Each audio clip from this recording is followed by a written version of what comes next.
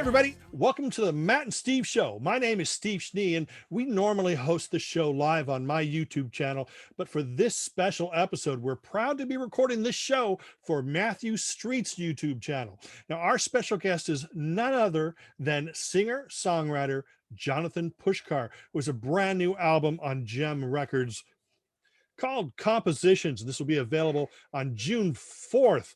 2021. We're excited to be able to interview him here on the Matt and Steve Show, and we look forward to turning you on to this great young talent. Yes, I said young because he's so young that we're going to make him feel like he's visiting the old folks' home for power pop lovers. But enough from me. I'm going to turn things over to our host and my pop music brother and my great friend, Matthew Street. Hey, Steve, Jonathan, so happy to be here with both of you. And Jonathan, I'm very excited about doing this interview with you tonight because I don't want to give too much away, but I love composition, so I can't wait to talk about it. But I have to thank my co-host here, Mr. Stephen Schnee. You all know him from YouTube, Beach Blanket Fort Bingo, CD Junkie, Ronnie Barnett's Boom Boom Room. He's got so many great shows over at his channel. Please go check it out. He's a music journalist extraordinaire. He's a writer for Discoveries Magazine. This guy does liner notes for all kinds of people. I'm just going to keep throwing accolades at him for an hour here. No, I've got to stop doing that. No, our special guest is Jem recording artist Jonathan Pushkar. And man, he's celebrating a great release here, folks. His second album, Compositions. It's out June 4th.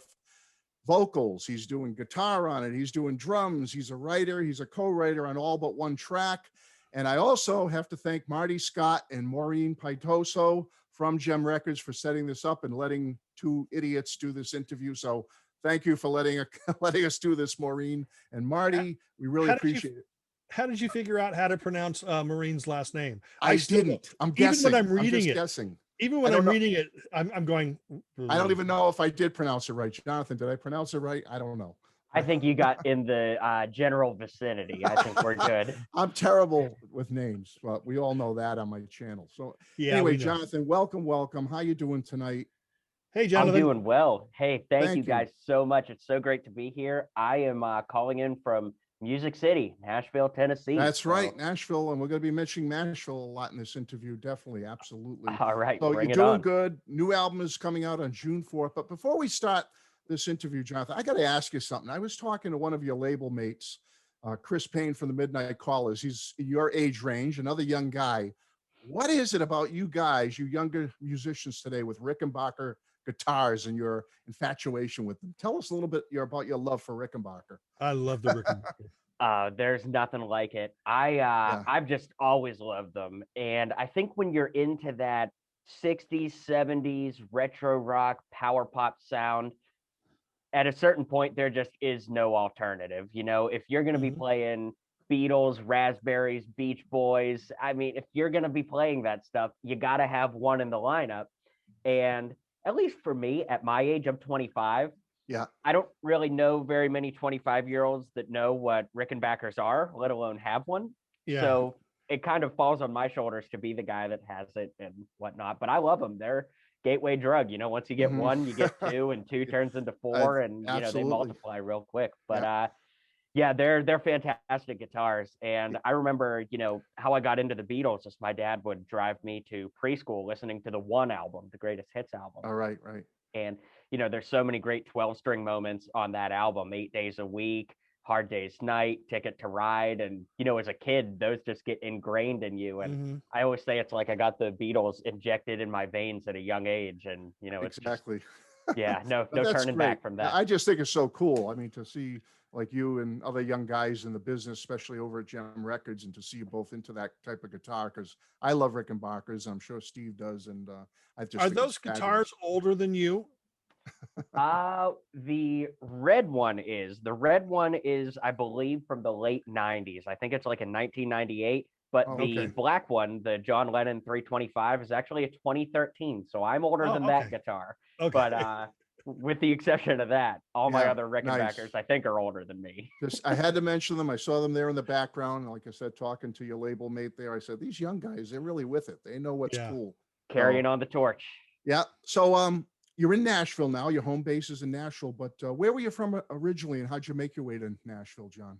Yeah, great question. I'm from North Huntington, Pennsylvania, which you probably haven't heard of, but it's one or two towns over from Greensburg, Pennsylvania, which is famous for launching Tommy James back in the day. Ah, The Hanky Panky, before it was picked up on a label, made its way to Greensburg, blew up on college radio, and Tommy James came there, recruited new Shondells, and the Shondells are all from that area. They all oh, came from cool. Greensburg. So, anyways, Wow. I'm a big Tommy James fan.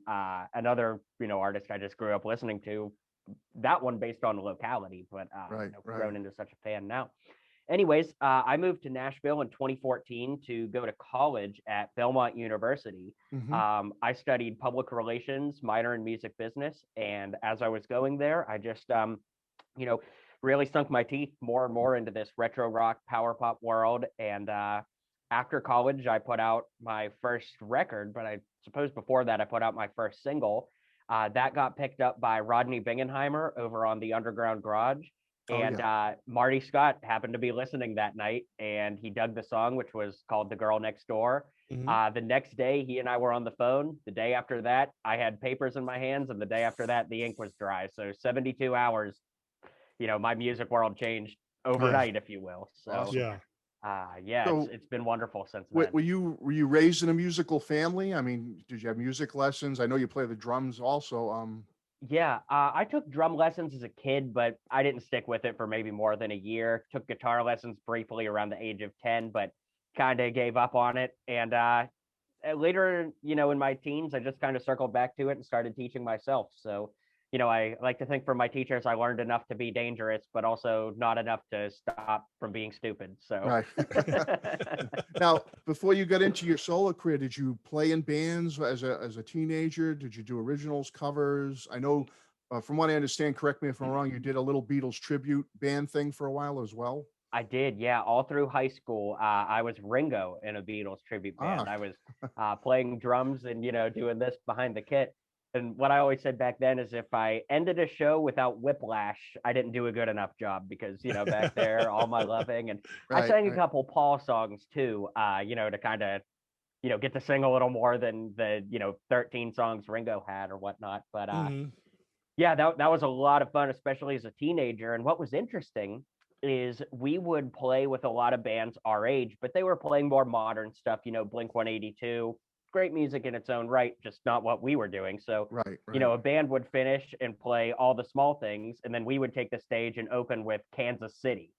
And it's Mm, like, night and day difference. But Yeah. what that afforded that Teenage Beatles band is all the parents that came with the kids that owned the restaurants, the clubs, the Oh, stages around town.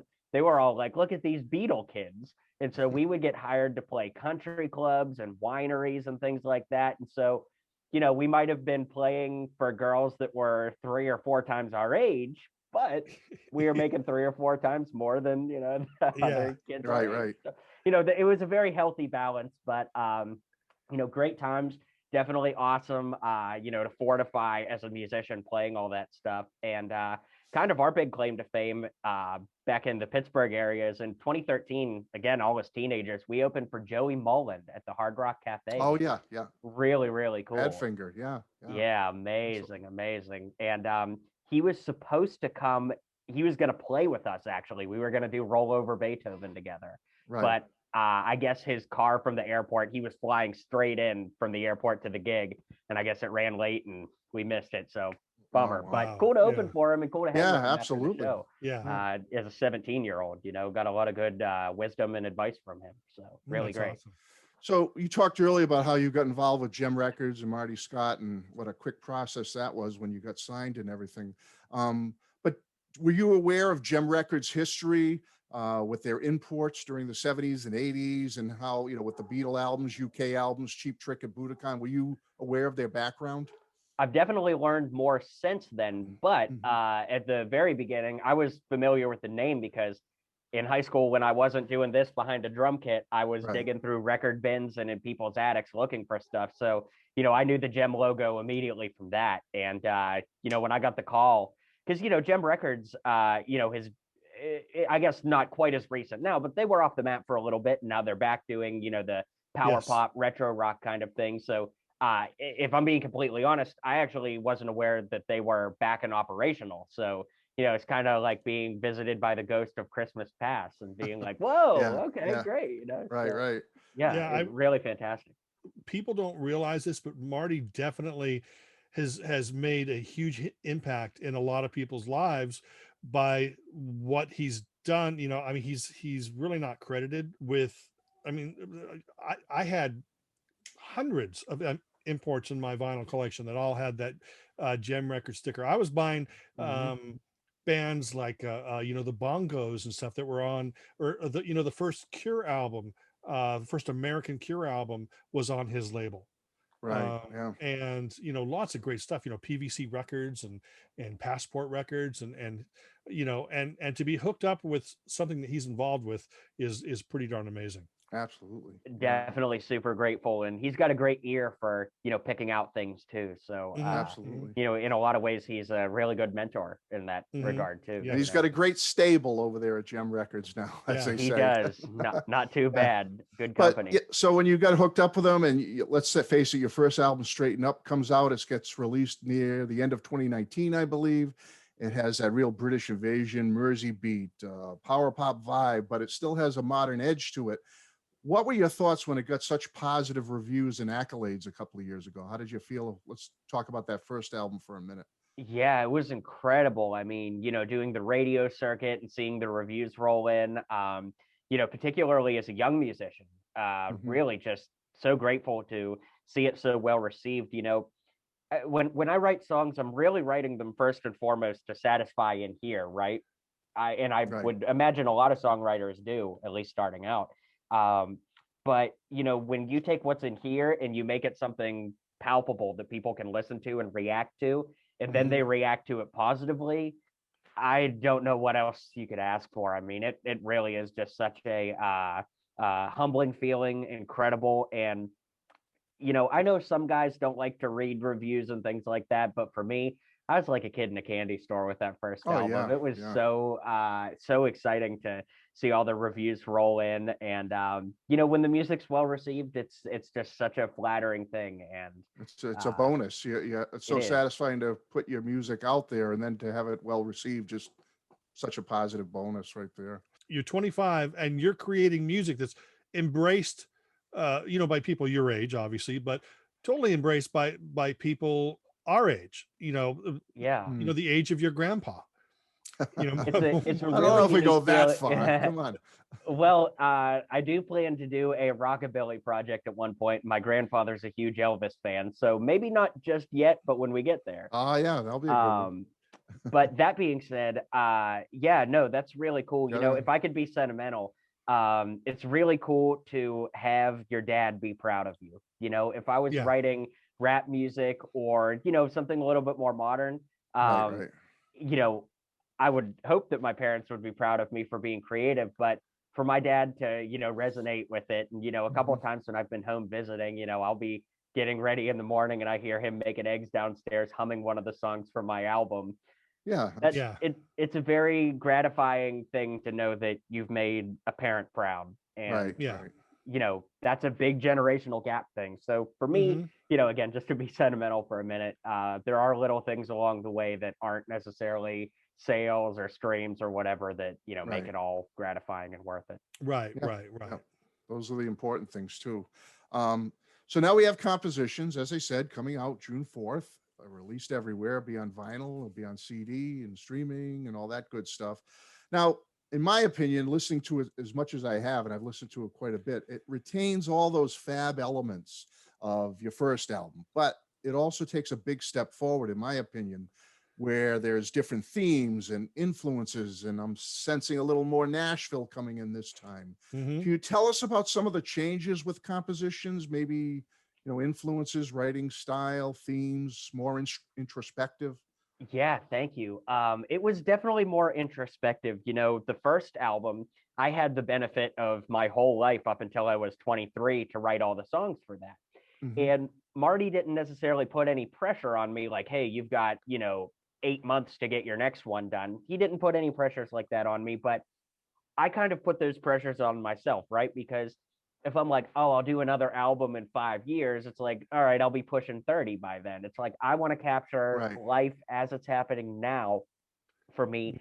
And my biggest thing with compositions before it was even titled was I wanted to look at the chapter after the first album and up to the completion of the second, be able to look at these songs and think back to where I was in life and what was going on. Of course, none of us could have expected 2020 to be the way it was. Oh, right. Yeah. Right. And Yeah. my fear the whole time while I was recording it is that it was going to be the 2020 album, right? That I would look back at it and think of the, lockdowns, the social unrest, and just look at Right. it as an album that I don't want to revisit. But in a way, it has become the 2020 album, but the antithesis of what I was afraid of. It Right. really represents to me that I grew a lot as a person. I became closer with friends I needed to, and distance from friends I'd, just naturally ebb and flow, right? Yeah. I think that my songwriting matured. It really actually encompasses all the good things about last year and all the growth that did happen in Right. 2020. So, Because you got to figure the pandemic was going to have some type of an impact on it, but fortunately, it sounds like it's had a positive impact. So that's good. yeah, and speaking of positivity, sometimes when you read the reviews or, I do interviews and whatnot, people bring up that my music always has such a, peppy kind of excitable element to it. And a couple people have asked so far, how did you pull that out in 2020? And to me, again, the reviews, all of that is great, but to me, music is made to satisfy and hear. And so, you know, that's what came out. We all had to Yeah. focus on the positive last year, else Right. we wouldn't have made it out. And this really represents the positive for me Absolutely. in the long run. Wyatt Funderburk, he produced compositions. He's He did. worked with Kurt Baker before, the great Kurt Baker. Could you tell us a little bit about how you hooked up with Wyatt, and did you share the same vision for compositions? Yeah, this is one of my favorite music stories to tell. So I'm going to tell the full version because we're hanging out, we're having fun. I'm going to Yeah. tell you the full version. So Sure. this would have been the summer before my senior year of high school. Again, I'm playing in a Beatles tribute band. I'm writing material at the time, for my first album, like Smile was written at this time, so on and so forth. And, there was an alienating feeling to writing this kind of power pop stuff in relatively small town Pennsylvania, where all of your peers are listening to, music made 40 years after what you are. Right. And, there's a sense of individuality, right, that you have to own in that. And anyways, I'll remember it. I always say that this is when the world went from black and white to color for me. My dad and I were driving home one day on Sirius XM radio, Underground Garage. Kurt Baker's She Can Do It All came on. I don't know if you guys know the song or not. It's from 2013. And like I call it my Ed Sullivan moment. The world went from black and white to color because that song encompassed everything I want: songwriting, performance, musicianship, production. It's on the radio. And the stuff that I'm writing was very much that kind of, very poppy 60s, what have you. And in that moment, it's like, okay, not only one, is that what I want to do, but somebody did it and got on the radio station I listened to every day of my life. So this is possible. So I became obsessed with that song, became obsessed with that album, and researched everybody that played on it. I ended up sending Wyatt a Facebook message and said, hey, Wyatt, my name's Jonathan. I see you live in Nashville. I'm looking to move there for college next year. Curious what the music scene is like, blah, blah, blah. Long story. It's like, it's this long of a message on your phone. Kind of embarrassing these days, but, we can have a laugh about it all these years later. Yeah. Well, he read it and never responded. So I'm like, okay, life rolls on, whatever. So I went to Nashville. I did my first year at college. And after that, I recorded Smile in my hometown. And once it was out on Spotify, and all that, I sent him a link and said, hey, man, if you have 2.5 minutes and you wouldn't mind listening to this. When I took it into the studio, I told the producer, I want this to sound like Wyatt Funderburk. If you have 2.5 minutes, let me know what you think. Yeah. And he messaged me back instantly and said, oh my God, dude, I wrote you out a response over a year ago and never hit send. I feel so bad. You probably think I'm a jerk for not responding to you, blah, blah, blah. And he said, let me know when you get back to town. I really like the song. Let's get coffee. So we went and got coffee, some months later when I got back for my sophomore year. We hit it off and he asked what was next musically for me. And he said, hey, can I mix whatever you do next? I said, really? And he said, yeah, I'd love to do it.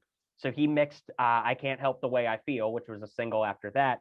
And I kind of put off finishing the album until after college, but we stayed friends and became closer friends throughout my college years. And he mixed Straighten Up. And then when it came time to do this one, bringing us full circle, we did it together from the ground up. I always wanted to do one from the ground up with Wyatt, basically bring the songs in and we build it from there. And we got to do that for this one. So this album's very special to me in a lot of ways. And that's toward the top of the list is that we got to do it together. Pretty amazing. Yeah, that's great. Wyatt's one of those guys where if you pick up an album, if you're in a store and he's on it, you go, okay, yeah, I'm going to get that. Because he's just like one of the, his name is like a seal of quality. And, I don't take that lightly at all. When I get to put on my album on the back produced by Wyatt Funderburk, that's a badge of honor. That's about as cool as anything else on the album. And, if he watches this, he's going to be like, oh, come on, man. But it's true. I'm a big fan. And it's amazing that we're friends now, too. And, he's been such a big influence on me as a person, as a musician, and creatively. It's just great to get to create art with somebody like that. It's just incredible. I bet you he makes really good peanut butter and jelly sandwiches. So if you can get him to make me a peanut butter and jelly sandwich and send it to me, I won't eat it, but I'll frame it on the wall. I'll see what he says. I'm not sure. I'll see what he says.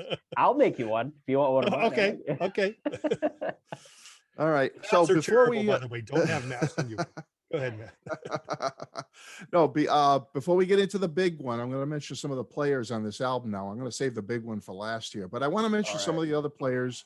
And the first is Steve Rempis, who plays guitar. He's in your live band and he helped co-write a couple of tracks. Could you tell us, like, how did you and Steve meet and start your collaboration together? Another one of my favorite stories to tell. I have to walk back to somebody I met before Steve, a gentleman named Mark Haggard, who is huge power pop fan. I've been over to his house and seen his vinyl collection. I could do a whole nother segment talking about Mark and how awesome he is. I was at a show for the Long Players here in Nashville, who Bill Lloyd kind of heads up. Steve Allen from 2020 is part of that. Yes, amazing stuff. So they were doing a Night of Nuggets, which was a tribute to the Nuggets album of 60s American classics.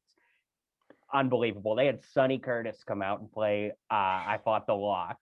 One of the coolest shows I've ever seen in my life. Anyways, I was wearing a Badfinger shirt, just had the Badfinger logo on it. And I got up to use the restroom and I walked past Mark's table, who I'd never met before. And he goes, aren't you a little young to know who Badfinger is? And we had a laugh, and I ended up sitting down with him and his wife for 20 minutes and we just talked. And oh my gosh, you know who the Sponge Tones are, blah, blah, blah. We were like this immediately. And we exchanged information, became good friends, what have you. Maybe a year and a half, 2 years later, he invited me to go see Matthew Sweet here in Nashville. And really awesome show. And it was at City Winery. And how City Winery works is they're grouped in tables of 4. So you buy 2 seats together or across from each other, and then you sit with 2 strangers, unless you buy out the whole table. Well, we had 2 tickets, and Steve Rempis and his wife, Callie, had the 2 tickets sitting across from us. So we started talking, what do you do? Blah, blah, blah. He said he collects Rickenbacker guitars. So we kept in touch and what have you, but we didn't start working together right away. After maybe another year or 2, honestly, I ran into him at Summer NAMM as I was prepping to do a live show for Straighten Up. And I said, hey, man, I know you collect Rickenbacker guitars. I know you got to dig this kind of music. Would you consider doing, some shows with me and, doing this album? And he said, I got to be honest, man, I just left a band. I'm not really looking to join anything right now, but go ahead and send it to me and, I'll give it a listen. I sent it to him, and within maybe a minute of sending it to him, he was typing back on Facebook and said, forget what I said, I'm in. so I'm guessing that means he made it like halfway through The Girl Next Door, and he said he's in. And anyways, he and I started writing together. And so the 2 compositions, no pun intended, that we did on this album were Does What She Does and Can't Get You Out of My Mind. And Does What She Does, Steve came to me and said, hey, I think we need a Beach Boys style song for the live show. And I said, I think you're right. So he came over one day. and we started working on it. And I think I did most of the words, but he came up with the "does what she does" bit. But I think I did all the rest of the words, and it came out a little something like this. And then I said, "Hey, since you brought me one, let me give you one, and take it home and bring it back and blah blah blah." And that was "Can't Get You Out of My Mind," which I really love that song. I think it's my favorite on the album personally. Cool. But yeah, really, really cool stuff. So I'm glad you asked about Steve. He's an amazing guy. And you got so many other great players. You have Sandy Gennaro on drums. You got Chris Rogers on keyboards, Matthew Thompson guitar, Mandy Funderburk is doing some strings. Had you worked with any of them prior to compositions? That's a good question. I had not. I actually, Chris played on my "I Call Your Name" track from the Jem Records Celebrates John Lennon album. Okay. He played some keys on that. Oh, okay. But he's the only one I'd worked with previously. Mandy, who is Wyatt's wife, is a music teacher here for Metro Nashville. So, she's got all the strings covered, and she's a great bass player too. And so she added strings to the last song, "No One Ever Said You Had to Stay," which was really cool. I'm kind of proud that I wrote that arrangement, actually. I don't play any string instruments, so I kind of wrote it as in played it on guitar, and it translated well. But anyways, really cool to bring in all my pals on this. It's even more rewarding again to make art with people that have made such an impact on you. Actually, I caught you in a lie. I caught you in a lie. You do play strings. You play 6 strings and 12 strings. I like that, but not at the same time. Okay. Well, you can get one of those double neck guitars, like Yeah, that's true. True, but no stairway. So I'm going to mention a few other songs on the album, but I'd be remiss if I didn't mention these 2 other players you have on the big one for your cover of Junior's Farm. I mean, we've got to talk about this for a second here.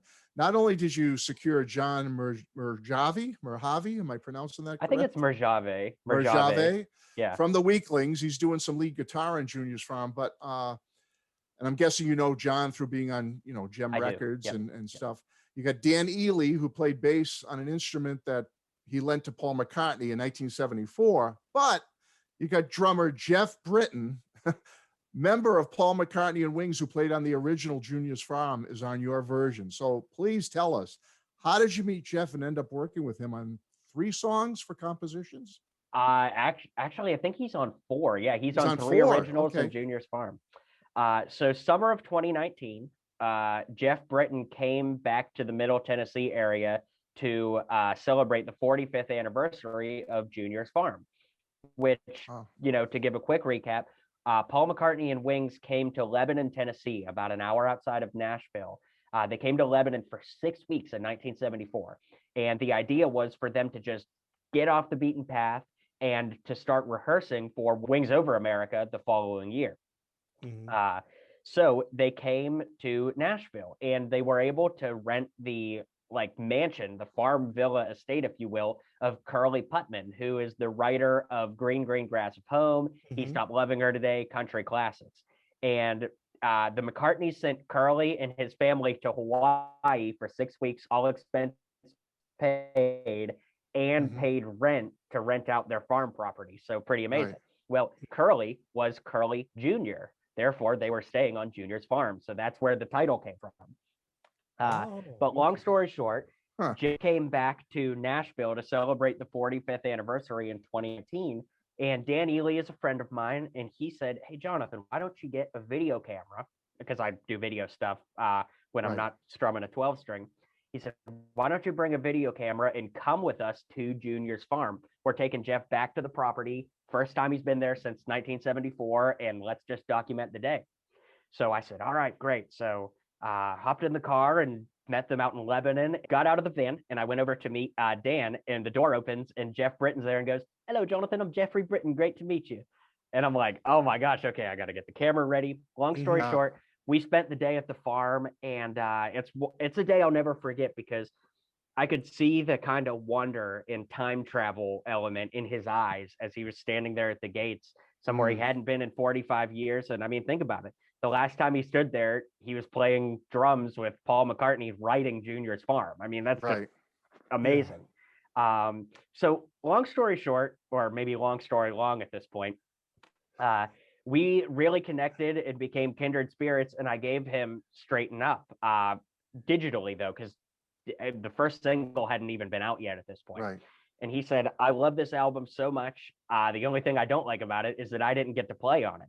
And I said, well, I'm going to start working on the second one very soon.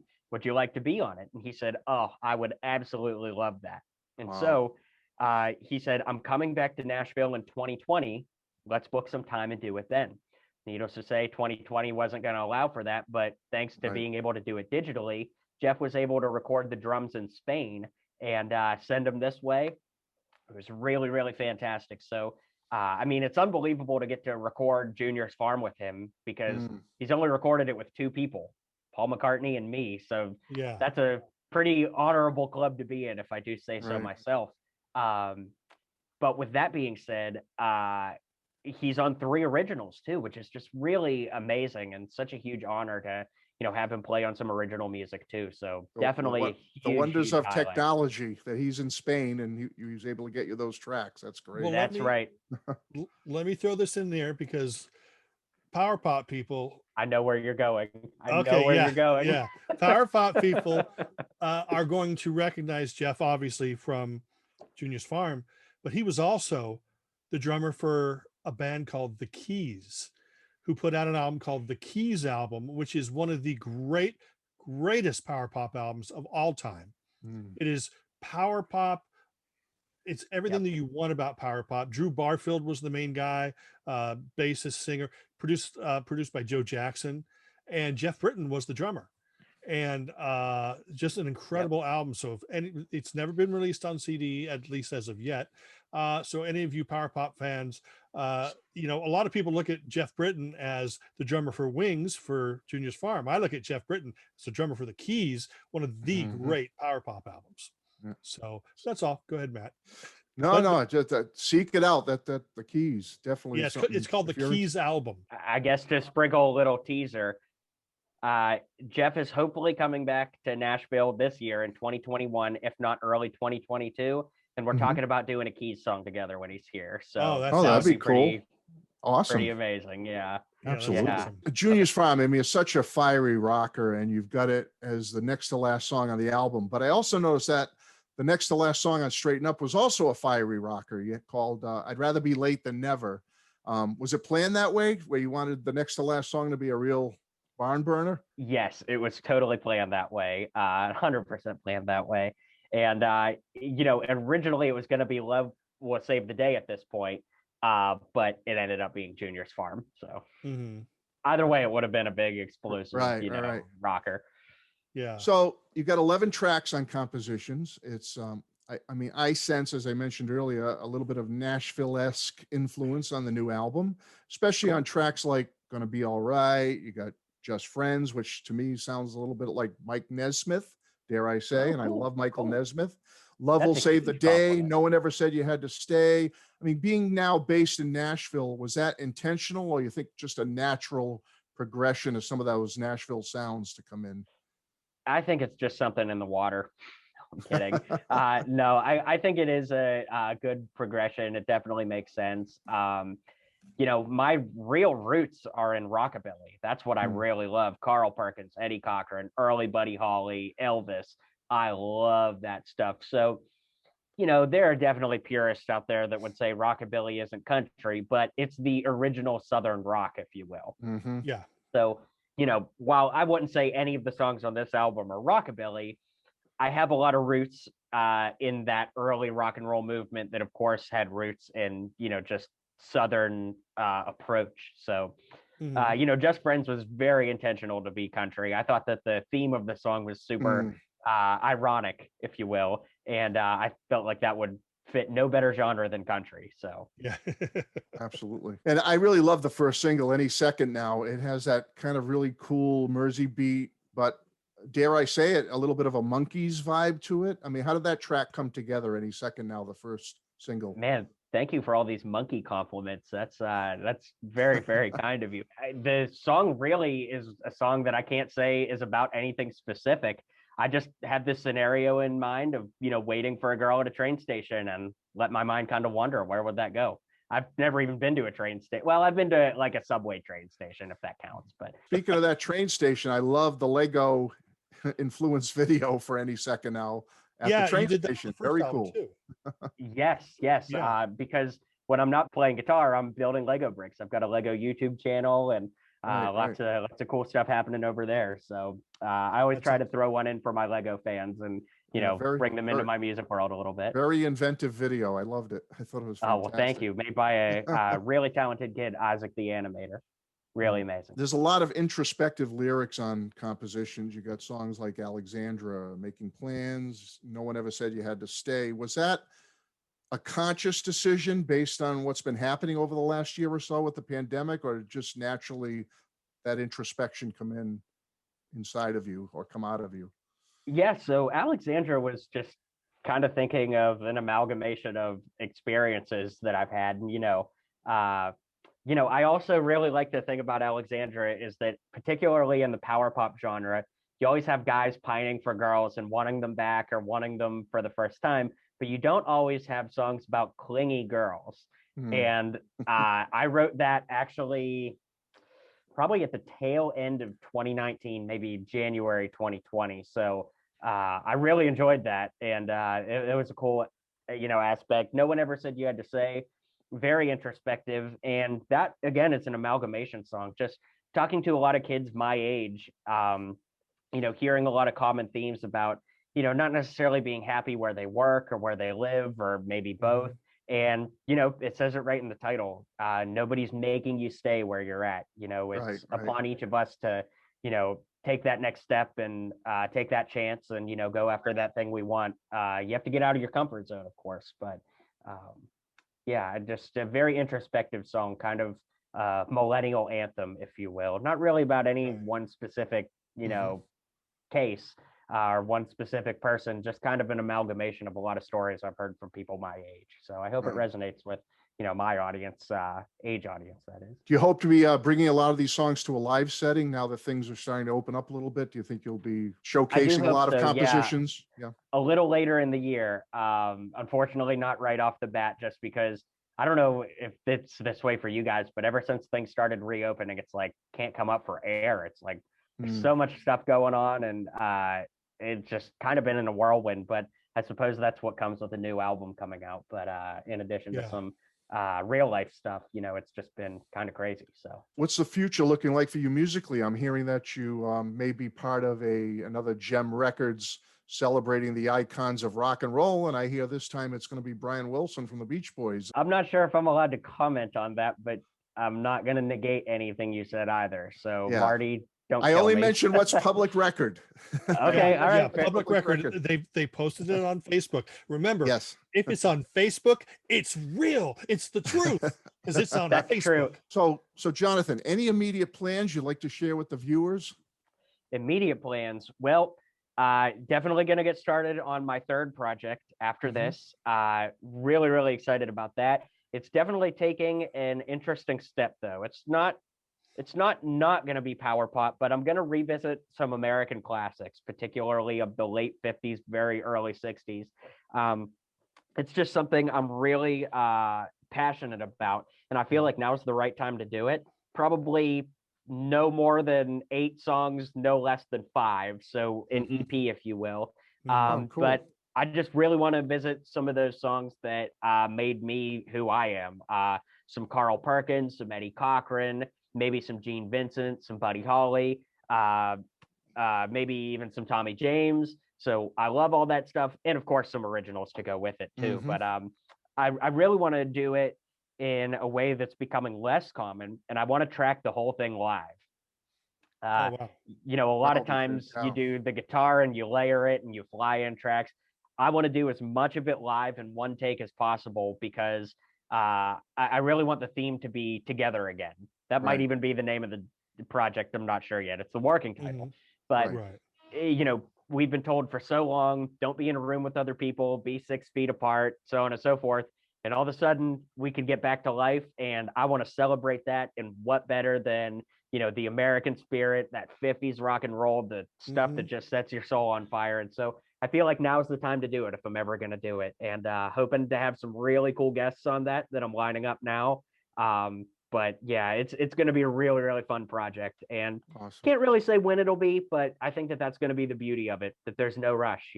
Compositions is gonna live and breathe for a while, and I'm okay with that. So June awesome. 4th, folks, Compositions, it's coming. And how can folks learn more about Jonathan Pushkar and the Compositions album? I am everywhere you could imagine to find me: Facebook, Instagram. I'm even on TikTok. But JOHNATHANPushkar.com, JOHNATHAN Pushkar.com. My first name spelled a little different.